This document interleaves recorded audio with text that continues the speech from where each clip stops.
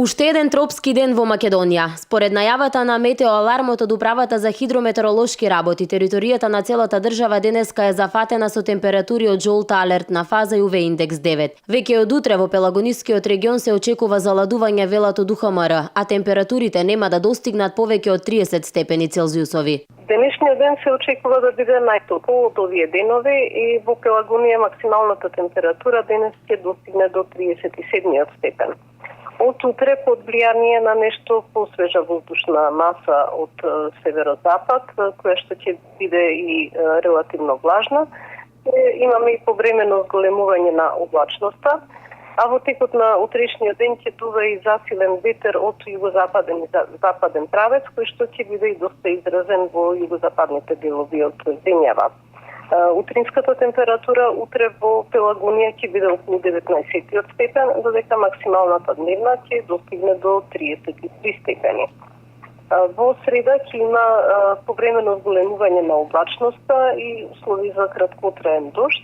Веќе во среда струјењето ќе биде северозападно, па така да ќе имаме и понатамошно утагање на дневните температури. Високите температури се причина и за големиот број на работа на службите за итна медицинска помош во земјава. Според последните податоци од почетокот на летото досега бројот на интервенции е зголемен за 10, односно 15%. Од итната медицинска служба во Битола велат дека имаат околу 100 интервенции дневно, од кои 30 се теренски. Хронично болните се уште најпогодени од високите температури, но се почесто граѓаните се жалат и на стомачни вируси проследени со повраќање. Лекарите апелираат граѓаните да ги почитуваат општите препораки за заштита од високите температури, како што се заштита од директна сончева изложеност, избегнување престој на отворено во периодот од 11 до 17 часот, носење светла и лесна облека, а при директна изложеност на сонце носете заштитни очила и капа, конзумирајте лесна храна и течности, посебно да се внимава при подготовка и конзумирање на храната, како избегнување на термички необработени производи. Потребно е внесување поголемо количество течности, најдобро обична вода за пиење,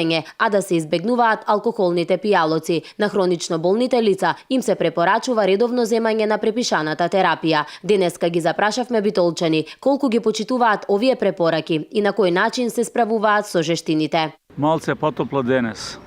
Како се справувате? Поладно да носиме, послабо нешто да носиме, видиш, и тоа е.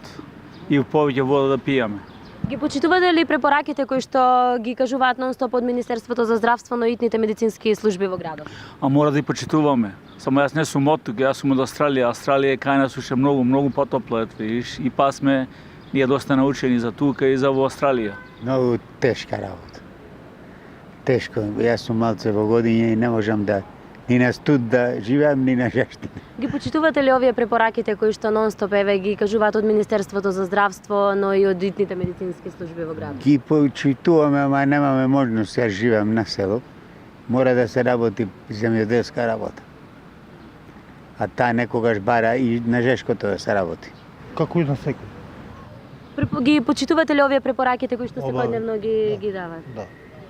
Надлежните со апел и до возачите да избегнуваат да патуваат во периодот меѓу 12 и 16 часот, како и да прават почести паузи и да конзумираат многу течности. Републичкиот совет за безбедност на сообраќајот и патиштата препорачува задолжително привлегување или излегување од возилото да се направи постепена аклиматизација и температурно прилагодување и постепена адаптација, бидејќи наглите промени на температурата може да предизвикаат здравствени проблеми кај возачите, кои сериозно може да ја загрозат безбедноста во сообраќајот.